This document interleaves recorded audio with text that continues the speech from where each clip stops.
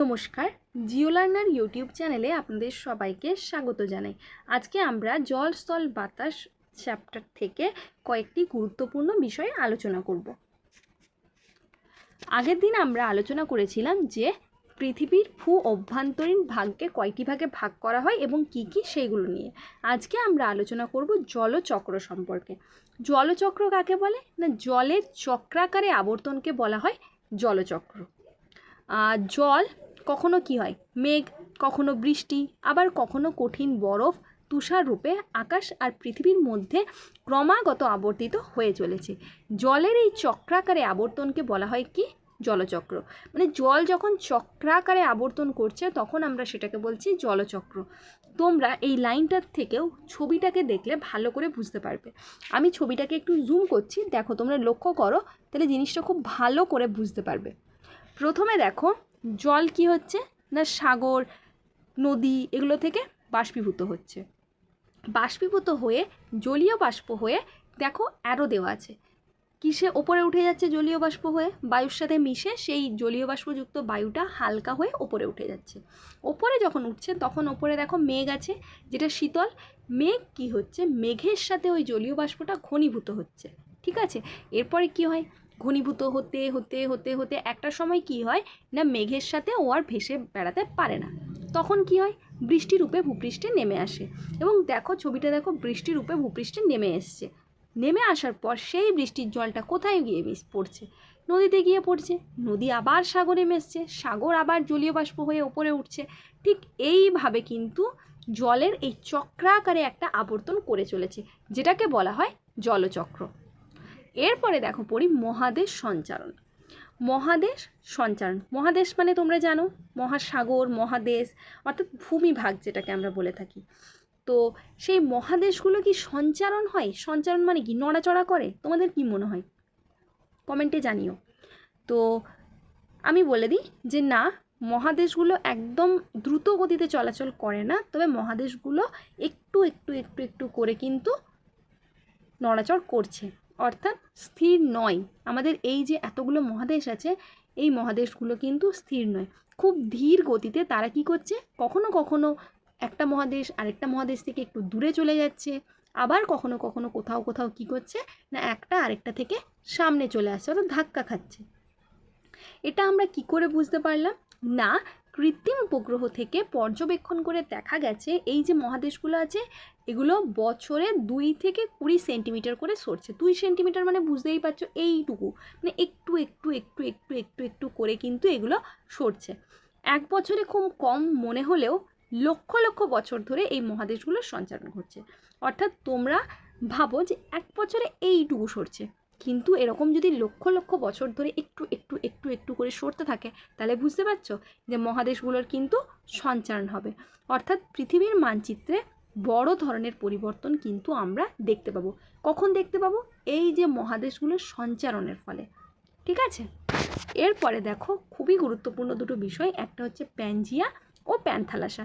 এই যে একটু আগে মানে এখনই আমি তোমাদেরকে বললাম যে মহাদেশগুলো কি হচ্ছে, সঞ্চারণ হচ্ছে, অর্থাৎ কখনো কখনো একটা মহাদেশ আরেকটা মহাদেশ থেকে একটু একটু একটু একটু করে দূরে চলে যাচ্ছে, আবার কাছে চলে আসছে, ঠিক আছে। তো এই যে দূরে চলে যাওয়ার ফলে বললাম না যে পৃথিবীর মানচিত্রের একটা পরিবর্তন হয়।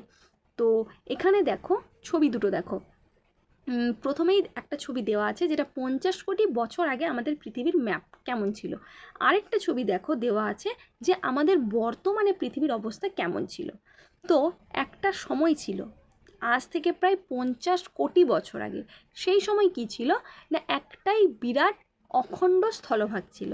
মানে এখন আমাদের কি মহাদেশগুলো দেখো বিভিন্ন জায়গায় ছড়িয়ে ছিটিয়ে আছে না, একটা এপাশে তো একটা ওপাশে, বিভিন্ন জায়গায় বিভিন্ন মহাদেশের অবস্থান রয়েছে।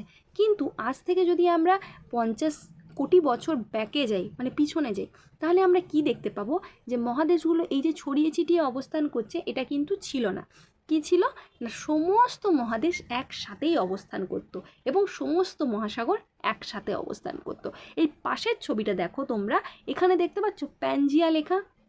তাহলে প্যানজিয়া আমরা কোনটাকে বলবো, ওই যে আজ থেকে আমরা 50 কোটি বছর যদি পিছনে যাই তাহলে দেখতে পাচ্ছি সমস্ত স্থলভাগ একসাথে আছে। এই সমস্ত স্থলভাগকে একসঙ্গে বলা হতো কি, প্যানজিয়া। আবার সমস্ত জলভাগ কিন্তু একসাথে আছে, এই সমস্ত জলভাগকে একসঙ্গে বলা হতো কি প্যান্থালাসা।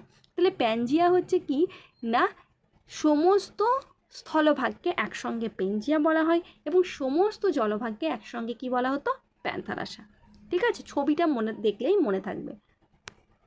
এরপরে দেখো তোমাদের দেওয়া আছে যে কতগুলো মহাদেশ সমূহের একটু ডিটেলসে, এগুলো কিন্তু তোমাদেরকে মনে রাখতে হবে।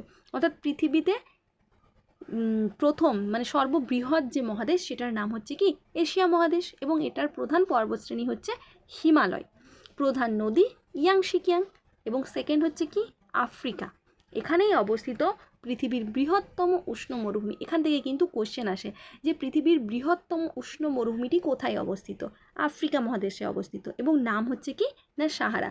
এবং নেক্সট দেখো আরেকটা লাইন আছে, এটা থেকেও কিন্তু খুব ইম্পর্টেন্ট একটা লাইন, এটা থেকেও মানে কোয়েশ্চেন আসে, পৃথিবীর দীর্ঘতম নদী, পৃথিবীর দীর্ঘতম নদীর নাম কি না নীল নদ। ঠিক আছে, এটা মনে রাখবে। এরপরে হচ্ছে কি না উত্তর আমেরিকা, উত্তর আমেরিকা হচ্ছে তৃতীয় বৃহত্তম, এখানকার প্রধান নদী মিসিসিপি মিসৌরি এবং প্রধান পর্বত রকি। এরপরে হচ্ছে কি চতুর্থ বৃহত্তম মহাদেশ, এখান থেকে একটা খুবই গুরুত্বপূর্ণ প্রশ্ন আসে যেটা হলো পৃথিবীর শুষ্কতম শীতল মরুভূমিটি কোথায় অবস্থিত না দক্ষিণ আমেরিকাতে অবস্থিত এবং এটার নাম হচ্ছে প্যাটাগোনিয়া। পরে হচ্ছে কি পঞ্চম বৃহত্তম মহাদেশ যেটার নাম আন্টার্কটিকা, এটা তোমরা পরে পড়বে, দক্ষিণ মেরু অভিযান সম্পর্কে তোমরা আগেও পড়েছো এবং এখানে তোমরা পড়বে বরফে ঢাকা মহাদেশ চ্যাপ্টারে খুব ডিটেলসে। এরপরে দেখো ইউরোপ, ইউরোপ হচ্ছে ষষ্ঠ বৃহত্তম মহাদেশ। এখানে যেটা খুবই ইম্পর্ট্যান্ট একটা প্রশ্ন রয়েছে, ইউরেশিয়া কাকে বলে, ইউরোপ এবং এশিয়া এই দুটি মহাদেশকে বলা হয় কি ইউরেশিয়া। ঠিক আছে, এখানকার প্রধান পর্বতশ্রেণী হচ্ছে আল্পস। এরপর হলো কি ওশিয়ানিয়া, ওশিয়ানিয়া হচ্ছে সব থেকে ক্ষুদ্রতম মহাদেশ এবং এটা অনেকগুলো দ্বীপপুঞ্জ নিয়ে গঠিত এবং এখানকার প্রধান পর্বতশ্রেণী হচ্ছে গ্রেট ডিভাইডিং রেঞ্জ, প্রধান নদী মারে ডার্লিং।